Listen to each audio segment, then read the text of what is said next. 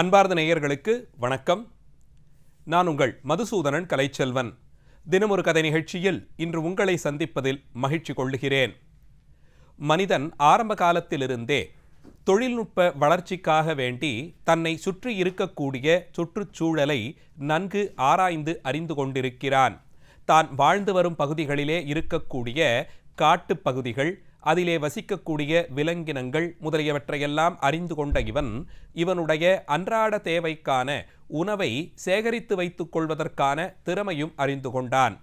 அதற்காக வேண்டி பயிரிடத் தொடங்கிய மனிதன் பயிர் வளர்ச்சிக்கு தகுதியாக வெப்பச்சூழல், தட்பவெப்பநிலை எப்படி இருக்கிறது என்பதையும் அறிந்து கொள்ள வேண்டி வானத்தை தான் அன்னார்ந்து பார்க்கத் தொடங்கி ஒவ்வொரு நாளும் அது மாற்றமடையக்கூடிய தன்மையை குறித்து கொண்டு ஒரு வருடத்தின் சில மாதங்கள் நல்ல கடுமையான வெயில் இருக்கக்கூடிய மாதம் என்றும், அதை தொடர்ந்து சில மாதங்கள் காற்றடிக்கும் என்றும், அதையும் தொடர்ந்து மழை, குளிர், இலைகளெல்லாம் உதிர்ந்து வீழ்ந்து மறுபடியும் துளிர்க்கத் தொடங்கக்கூடியதென்று இப்படி பற்பல காலநிலைகளாக ஒரு ஆண்டு இருக்கக்கூடிய சூழலை அறிந்து கொண்டான்.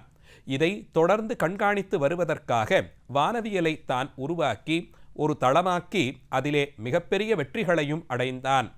வானத்திலிருந்து பெய்யக்கூடிய மழை, அங்கிருந்து புறப்பட்டு வரக்கூடிய வெப்பம், அங்கிருந்தே பெய்யக்கூடிய பனி என்று எல்லாம் வானத்தை சார்ந்து இருப்பதாலே இந்த வானவியலை தான் கற்றுத்தேர்ந்து அதை தான் தன் கட்டுப்பாட்டில் கொண்டால் மட்டும்தான், அதாவது வானம் எப்படியெல்லாம் செயல் மாற்றம் செய்கிறது, அந்த செயல் மாற்றத்தாலே ஏற்படக்கூடிய நிலை மாற்றங்கள் என்ன என்பதையெல்லாம் அறிந்து கொண்டால் மட்டும்தான் பயிரிட்டு அந்த பயிர் விளைச்சலின் மூலமாக தனக்கான தேவைகளைத்தான் பூர்த்தி செய்து கொள்ள முடியும் என்பதை அறிந்து கொண்டான். இதற்காக வேண்டித்தான் வானவியல் என்ற சாத்திரமே தோன்றியது. மிகவும் தொன்மை சிறப்பு வாய்ந்த பாரத பண்பாட்டிலே வானவியல் சாத்திரங்கள் பல மொழிகளிலும் இருப்பதை பார்க்கலாம். ஒரு கிராமத்து விவசாயியிடமே சாமான்யமாக இருக்கக்கூடிய அவரிடம் நாம் பேச்சு கொடுத்தாலும் எந்தெந்த மாதம் எந்த திசையிலே காற்றடிக்கும், அப்படி காற்று வரும்போது அது நமக்கு நன்மையை தருமா அல்லது சேதத்தை விளைவிக்குமா, ஒருவேளை பருவமாற்றம் அடைந்தால் உடனடியாக அதை சமாளிக்கும் திறம் என்ன என்பனவற்றை அறிந்திருப்பார். இப்படி தனிமனிதன் தனக்கான தேவைகளை, தான் சார்ந்த பகுதிகளிலே ஏற்படக்கூடிய மாற்றங்களை அறிந்து வைத்து கொண்டு அதற்கேற்றாற் போலே தன்னுடைய வாழ்க்கை முறைகளையே அமைத்து கொண்டான். உதாரணத்திற்கு மழைக்காலங்களிலே பெரும்பான்மையாக திருமணங்கள், கோயில் திருவிழாக்கள் முதலியவற்றை கடைபிடிக்க மாட்டார்கள். மழை பெய்ய தொடங்கிவிட்டால், அதுவும் அடர்மழையாகி போனால் மக்கள் ஒன்று கூடுவதற்கு அது இடைஞ்சலாக இருக்கும் என்று புரிந்து கொள்ளலாம். ஆனால் வெயில் காலத்தில், அதிலும் அறுவடை செய்து முடித்தவுடன் கையில் நல்ல பணப்புழக்கம் இருக்கும் சூழலிலே திருமணம், கிரகப்பிரவேசம், சீமந்தம் முதலிய நிகழ்ச்சிகளையும் கோயில் திருவிழாக்களையும் தொடர்ந்து செய்து வருவான். இந்த அளவில் இந்த கலாச்சாரத்தில் பன்னெடுங்காலமாக வானவியல் சாத்திரம் அறிந்தவர்களாக சாமானியர்கள் கூட இருந்து விட்டார்கள். இது இப்படியே வளர்ந்து போய் இன்னும் தொன்மையான பல கலாச்சாரங்களிலும் சூரியனை முன்னிறுத்தி வானவியலை அறிந்து கொண்டு ஒரு நாட்காட்டி அமைத்து கொண்டு அந்த நாட்காட்டியிலே சொல்லப்படும் காலச்சூழலையெல்லாம் அவர்கள் அறிந்து அதற்கு தகுதியாக தங்களுடைய வாழ்க்கை முறையை அமைத்து கொண்டார்கள். இது இப்படி வளர்ந்து கொண்டே போக ஒரு அளவிலே அறிவியல் தொழில்நுட்பமும் சேர்ந்து இந்த வானவியலை தாங்கள் கண்காணித்து அவ்வப்போது ஏற்படக்கூடிய மாற்றங்களை முன்கூட்டியே தெரியப்படுத்தினால் அது மக்களுக்கு பெருமளவில் பயனுள்ளதாக இருக்கும் என்பதை தெளிவுபடுத்தியது. இதிலேயும் கூட மிகவும் கடுமையான வெப்பநிலை மாற்றங்கள் உடைய ஐரோப்பா, அமெரிக்கா போன்ற நாடுகளில் உறையும் பனி, அடர்த்தியான பனிப்பொழிவு, எதிர்பார்க்க முடியாத அளவிற்கு திடீரென்று பெய்யக்கூடிய மழை என்றிப்படி வேறுபட்ட வெப்பநிலையோடு கூடிய பகுதிகளிலே அதற்காக வேண்டி மக்களை ஆயத்த நிலையில் இருத்துவதற்கு முன்கூட்டியே இந்த வெப்பநிலை மாற்றங்கள் தெரியப்படுத்தப்பட்டிருக்கின்றன. அதற்காக வேண்டி வானவியல் சாத்திரங்கள் அறிந்த அறிஞர்கள், விஞ்ஞானிகள் கருவிகளை வடிவமைத்து வானவியல் மாற்றங்களை ஒரு வாரம், இன்னும் சொல்லப்போனால் சமீப காலங்களிலெல்லாம் ஒரு மாதத்திற்கு முன்பாகவே தெரியப்படுத்தக்கூடிய, அதிலும் துல்லியமாக தெரியப்படுத்தக்கூடிய கலைகளிலே சிறப்பு பெற்று விளங்கியுள்ளார்கள். அந்த விதத்தில் நாம் வானவியல் சாத்திரத்தினுடைய வளர்ச்சியாக வானவியல் நிலையங்களை, வானவியல் கண்காணிப்பு நிலையங்களை பார்க்கிறோம். ஆங்கிலத்திலே மீட்டராலஜி என்று இந்த துறையை அழைப்பார்கள். மத்திய சர்க்காரின் கீழே செயலாற்றி வரக்கூடிய மீட்டரோலாஜிக்கல் சர்வே, அதாவது வானவியல் ஆய்வு நிலையங்கள் இந்தியாவில் உண்டு. இதேபோலே உலகின் பல்வேறு நாடுகளும் அவரவர் அளவிலே அரசு சார்ந்தும் சாராததுமாக வானவியல் கண்காணிப்பிற்கென்று ஆய்விற்கென்று நிறுவனங்களை நடத்தி வருகிறார்கள். இப்படிப்பட்ட நிறுவனங்கள் தனித்தனியே செயல்பட்டாலும் வானவியலை துல்லியமாக அறிந்து அதிலும் முன்கூட்டியே அறிந்து மக்களை போதிய அளவிலே எச்சரிக்கை செய்வதற்கு தகுதியாக ஐநா சபை, உலக நாடுகளின் ஐக்கிய சபை ஒன்றிணைந்து ஒரு சர்வதேச வானவியல் அமைப்பு மன்றம் ஒன்றை தொடங்கினார்கள். வேர்ல்ட் மீட்டரோலாஜிக்கல் ஆர்கனைசேஷன், WMO என்று அதற்கு பெயரிடப்பட்டிருந்தது. இந்த சர்வதேச அமைப்பு மக்களிடையே பல நாடுகளிலும் வானவியல் குறித்த ஒரு ஆர்வத்தையும் விழிப்புணர்ச்சியையும் ஏற்படுத்துவதற்கென்று செயலாற்றி வருகிறார்கள். இந்த அமைப்பு 1950ஆம் ஆண்டு அப்போது கூடிய ஐநா பொது சபையிலே ஏற்படுத்தப்பட்டது. இதற்கான தேவை, அவசியம் முதலியவைகள் விவாதிக்கப்பட்டு இதை ஒருமனதோடு எல்லோரும் ஏற்றுக்கொள்வதாக அங்கே பிரகடனம் செய்தார்கள்.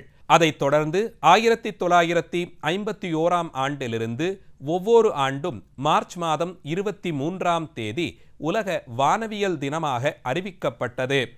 இந்த அறிவிப்பை தொடர்ந்து எல்லா நாடுகளும் அந்த குறிப்பிட்ட நாளிலே மக்களிடையே, குறிப்பாக மாணவர்கள், கல்லூரி மாணவர்கள், இளைஞர்களிடையே வானவியல் குறித்த விழிப்புணர்ச்சியை ஏற்படுத்துவதற்கு விழாக்கள், நிகழ்ச்சிகள் நடத்த முன்வருவார்கள். பள்ளியிலே பயிலக்கூடிய மாணவர்களுக்கு வானவியல் குறித்த ஆர்வத்தை தோற்றுவித்தால் வருங்காலத்தில் அதையே அவர்கள் தங்களுக்கான விருப்பத் துறையாக தேர்ந்தெடுத்து அதிலேயே அவர்கள் மேற்படிப்பையும் முடித்து ஆராய்ச்சி நிலையிலும் ஈடுபடலாம். நாட்டின் பல்வேறு முதலீடுகளும் இயற்கையை கணக்கில் கொண்டுதான் செயலாற்றி வருகிறது.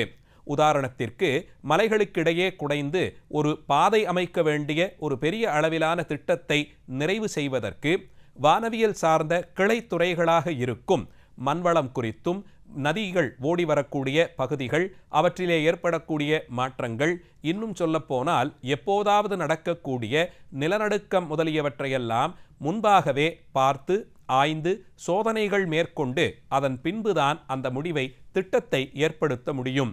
இதற்கு பல துறைகளும் முன்வந்தால்தான் இந்த திட்டத்திற்கான வெற்றிப்பாதையிலே இதை செலுத்த முடியும். அப்படி பார்த்தால் பல்வேறு முன்னேற்ற முயற்சிகளுக்கும் திட்டங்களுக்கும் வானவியல் சாத்திரத்தின் பல்வேறு கிளை பிரிவுகளிலே ஆராய்ச்சியாளர்கள் அதிகமாக தேவைப்படுகிறார்கள். அந்த விதத்தில் மண்வளம், நீர்வளம் வானவியல் சாத்திரத்தின் உட்பிரிவுகளாகவே பார்க்கப்படுகின்றன. ஒருவேளை திடீரென்று எதிர்பாராத அளவில் மழை பெய்யத் தொடங்கினால், சமீப காலங்களிலே தமிழகத்திலேயே எதிர்பாராத விதமாக ஒவ்வொரு ஆண்டும் டிசம்பர் மாதத்திலே பெய்யக்கூடிய மழையின் போக்கு மாறி வந்து அது அந்தந்த ஆண்டு நமக்கொரு படிப்பினை போலே அமைந்துவிட்டது. இதை வானவியல் சாத்திரத்தின் துணை கொண்டுதான் முன்கூட்டியே கணிக்கத் தொடங்கினார்கள். அந்த அளவில் தமிழகத்தில் பருவமழை பெய்யக்கூடிய ஜூன், ஜூலை முதலிய மாதங்களிலே இதை முன்கூட்டியே கணிக்கக்கூடிய திறமை நம்மிடையே பெறப்பட்டு விட்டால் அரசாங்கமும் மக்களும் கூட தத்தம் அளவிலே ஆயத்தமாக இருக்க முடியும். இதுபோன்ற விழிப்புணர்ச்சியை ஏற்படுத்துவதற்கு ஆண்டின் ஒவ்வொரு ஆண்டிலும் மார்ச் மாதம் 23ஆம் தேதியை வானவியல் குறித்த விழிப்புணர்ச்சிக்கான தினமாக அறிவித்து அன்றைய தினம் உலகத் தலைவர்களெல்லாம் ஒன்று கூடி தத்தம் நாட்டு மக்களிடம் இது குறித்த பேச்சுக்களை, இது குறித்த விழிப்புணர்ச்சியை ஏற்படுத்தி வருகிறார்கள். உலக வெப்பமயமாக்கல், உலகிலே பல்வேறு பகுதிகளிலும் பனிப்பாறைகள் உருகி வருவதும் அதன் மூலமாக கடல் மட்டம் உயருவது முதலிய தலைப்புகளெல்லாம் சமீப காலங்களிலே அதிகம் விவாதிக்கப்படுகின்றன. இது இப்படியே வளர்ந்து கொண்டு போனால் சில நூற்றாண்டுகளுக்குள்ளே உலகின் தாழ்வாக இருக்கக்கூடிய பல பகுதிகளும் கடல் கொண்டு போய்விடக்கூடிய அபாயம் இருப்பதை இப்போதிலிருந்தே பேசத் தொடங்கி இருக்கிறோம். இன்னும் சொல்லப்போனால் வளர்ந்த நாடுகள் கூட இந்த அபாயத்திலிருந்து தங்களை காத்துக்கொள்வதற்கு இப்போதே முன்னெச்சரிக்கை ஏற்பாடுகளிலே முனைந்திருக்கிறார்கள். இதற்கெல்லாம் அடித்தளமாக அமைந்தது இந்த வானவியல் சாத்திரம் குறித்த விழிப்புணர்ச்சிதான். மக்களிடையே இது குறித்து நிறைய விவாதங்கள் நடைபெற வேண்டும். மக்கள் ஒன்று கூடி இது குறித்து ஆயத்தமாகி அறிவு சார்ந்த விடைகளை இதற்கு தேர்ந்தெடுக்க வேண்டும் போன்ற விழிப்புணர்ச்சி முகாம்களின் மூலம் மக்கள் இதை அறிந்து கொள்வதற்கு ஏதுவாக இந்த நாள் அமைந்திருக்கிறது. ஒவ்வொரு ஆண்டும் இந்த நாள் கொண்டாட்டத்தின் ஒரு முக்கிய அங்கமாக அந்த ஆண்டிற்கான கருப்பொருள் தேர்ந்தெடுக்கப்படுகிறது. அது வானவியல் சாத்திரத்தின் துறையின் உட்பிரிவுகளாக இருக்கக்கூடிய ஏதாவது ஒரு பிரிவை சேர்ந்ததாகவும் இருக்கலாம்.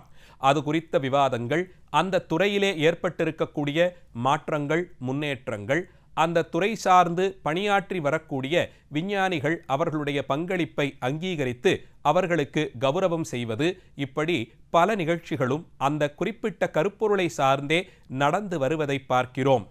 சிறு குழந்தைகளிடையே இது குறித்த ஒரு விழிப்புணர்ச்சியை ஏற்படுத்துவதற்கு ஓவியப் போட்டி, பேச்சுப் போட்டி, நாடகம் முதலிய போட்டிகளும் நடைபெறுகின்றன. பெரிய அளவிலே மிக நீண்ட மனித சங்கிலி நிலையங்கள் காட்சிப்படுத்தல், மக்கள் ஒன்று கூடி இது குறித்த விழிப்புணர்ச்சியை எல்லோரிடமும் பரப்புதல் முதலிய நிகழ்ச்சிகளும் இது சார்ந்த துறையினர்களாலே நடத்தப்படுகின்றன.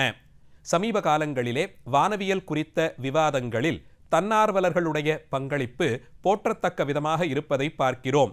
உலக அளவிலே கணினி மென்பொறி துணை கொண்டு வானவியலை இவர்கள் நன்கு ஆய்ந்தறிந்து அது தரக்கூடிய வரைபடங்களை பார்த்து அதை கொண்டு இவர்கள் கணித்தபடி அடுத்தடுத்த நாட்களில், வாரங்களில் ஏற்படக்கூடிய வானவியல் மாற்றங்களையும் அறிவித்து வருகிறார்கள்.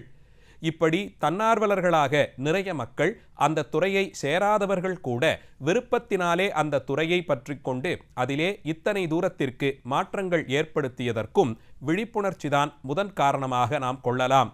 அந்த விழிப்புணர்ச்சி எல்லா தரப்பு மக்களிடையேயும் சென்று சேர்வதற்கு தகுதியாக இதுபோன்று வருடத்தில் ஒரு நாளை உலக வானவியல் நிறுவனம் தேர்ந்தெடுத்து அதன் மூலமாக இதை பிரபல்யப்படுத்தி வருகிறது. வானவியல் சாத்திரத்தாலே அதனுடைய எல்லையை தொட்டு அடைவதன் மூலமாக அடுத்தடுத்து நாம் எதிர்கொள்ளவிருக்கும் சவால்களை பற்றியும் அதை நாம் கையாளுவதற்கான நெறிமுறைகளையும் அறிந்து கொள்ளலாம். ஒவ்வொரு ஆண்டும் கொண்டாடப்படும் உலக வானவியல் தினம் குறித்தும் அதன் வரலாற்று பின்புலம் குறித்தும் இன்றைய நிகழ்ச்சியிலே கேட்டோம். நாளைய தினம் மீண்டும் ஒரு செய்தியோடு உங்களை சந்திக்கிறேன். நன்றி, வணக்கம்.